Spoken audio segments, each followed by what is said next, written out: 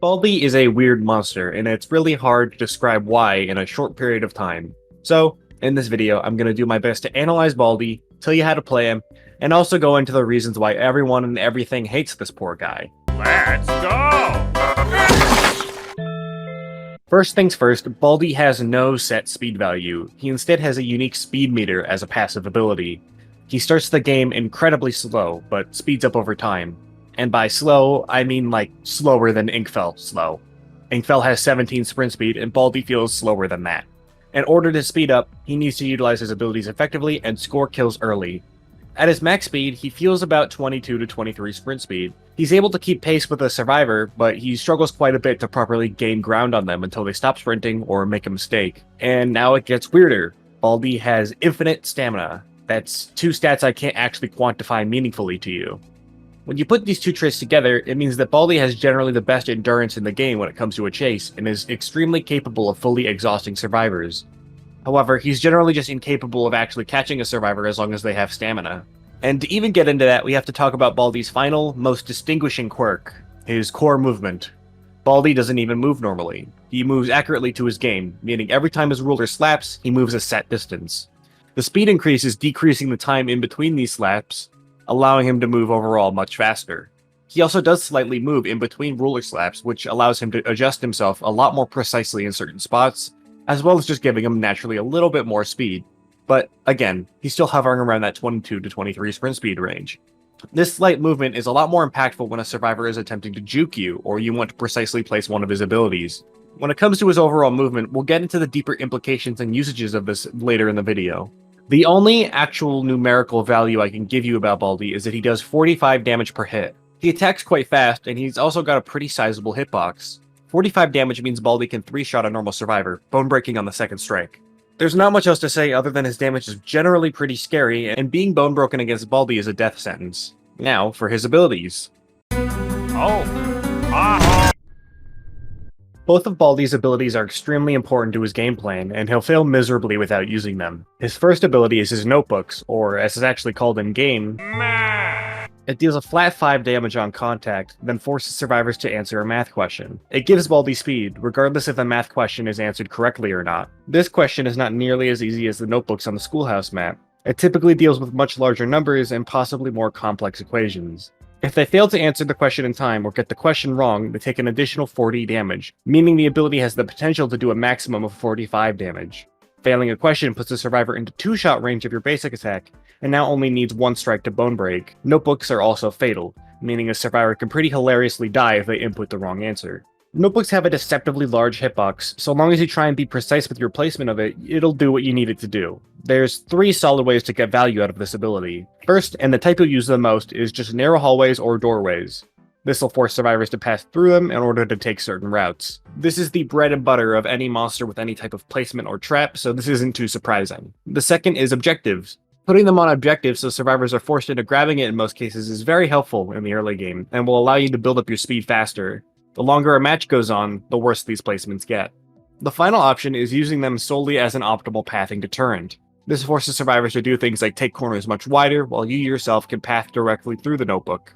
This can have varying degrees of success depending on the skill level of a survivor and the map and all that other stuff. You want to be putting down as many notebooks as possible, so if you're not able to find a good spot for a first type of placement, then just slap one down for the third type of placement and keep moving.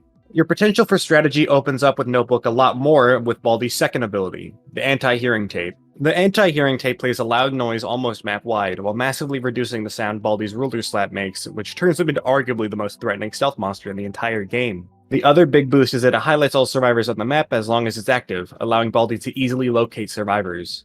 It has a cooldown of 23 seconds, and it lasts for 15 seconds, meaning you have an 8-second window of downtime on it. However, just like his notebooks, be careful about using this in a chase. Baldi can't move while placing it. You'll really only want to place it down mid-chase when you have some sort of plan in mind for the stealth aspect of it. When not in a chase, you'll want to have it active as much as you can to help mask your movements and get yourself into a chase in the first place. One single ambush is all it takes to score a kill on most survivors. When using this ability, you'll always want to keep an eye out for the especially vulnerable survivors based on where they are in a map. Dead-end rooms are a perfect place to use a notebook at the entrance and then enter the room to try and kill the survivor. If they leave the room, they get notebooked and are an even easier target. Baldi's overall game plan is to simply patrol maps, all while setting up notebooks in strong positions and hunting down survivors. You have the weakest early game of all the monsters in the game, so make sure you're spending your time wisely. Due to Baldi's unique movement and struggles to gain on sprinting survivors, you'll need to path efficiently, but that's very difficult given how his movement works. My best advice is to always path towards where a survivor is going, rather than where they currently are. You don't want to rely super hard on exhausting someone completely until the very late stages of a match. Try and put yourself in a survivor's shoes. You ambush them in a small room, and the first thing they do is going to try and run to the nearest door. Try and predict what they're going to do. Move to the door before they even get there in the first place, so they run into you, hit them again, bone break, secure a kill. It won't play out that way 100% of the time, but those are things you'll have to do to secure kills, especially in the early game. You will have to go for the weaker links and easier targets in the early game if you want to stand a chance at a lobby that has several competent survivors in it. It's also good to have a general territory set up on a map full of traps at numerous different points. Looping Baldi as a survivor isn't generally something you want to do, you want distance. Survivors will often run you around a whole map rather than one loop in one area. If you can chase them into a hallway where you have multiple notebooks set up in advance, things suddenly get a lot easier for you.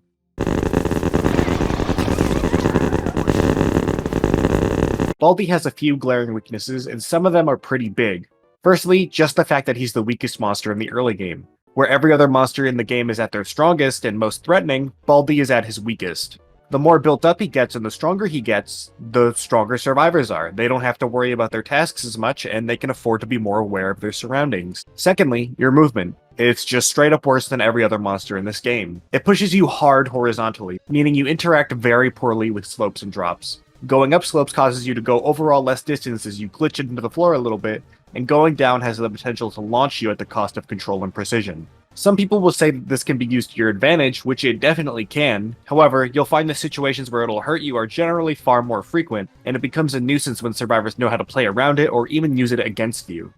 Baldi is often regarded as one of the most map-sensitive monsters in the game, with no other map highlighting this better than My World. Baldi just fundamentally can't deal with jump pads as well as other monsters, and has the potential to fling himself even harder because of them.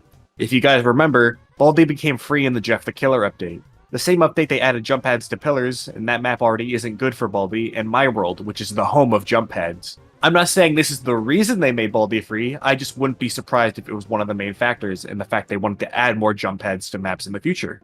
Given the reception to pillars, where it's now completely reverted to how it was before, and a lot of people don't like My World, I think Baldi won't have to worry about this much in the future, at least. Even then, Baldi still overall is a map-sensitive monster, and he can still especially struggle in the early game on his good maps. There will be some matches where you can absolutely kill the last few survivors, you simply just don't have the time to.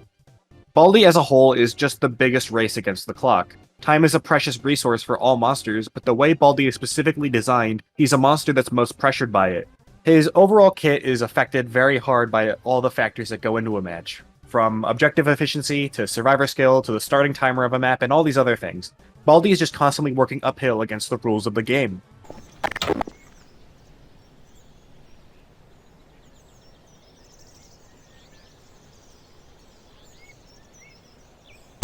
Baldi's got so many unique traits on how his kit is structured that he plays like no other monster in the game.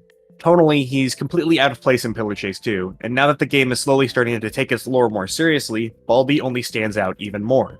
Baldi is the most pressured monster for time, and he's constantly working uphill against the rules of a match. And I love him for it. I personally think he's very well designed, and I find him very fun to play as. He rewards strategy and quick thinking, and once you get him fully built up, he's really strong. I don't want anyone to get the idea that I'm saying Baldi is weak in this video. Even with his map sensitivity, he's quite strong. The main issues arise with just how punishing early game mistakes can be, and how long it can take him to kill survivors that know how to deal with him the best. Besides, as I mentioned, you can turn some of his weaknesses into a strength in the right situation. I do actually like playing against him too. I'm surprised there aren't more snowballing monsters in the game like Baldi, as playing against a monster who gets stronger over time is just pretty exciting, and changes how I interact with him at different stages of a match. Point is, if you haven't played him in a while, give him a try. Let me know what you think. If you liked the video, be sure to like, subscribe, comment, all that stuff. I'll leave you with some footage on Baldi on his home turf, because for some reason, that's the only map I could play on while making this video. See ya. Oh!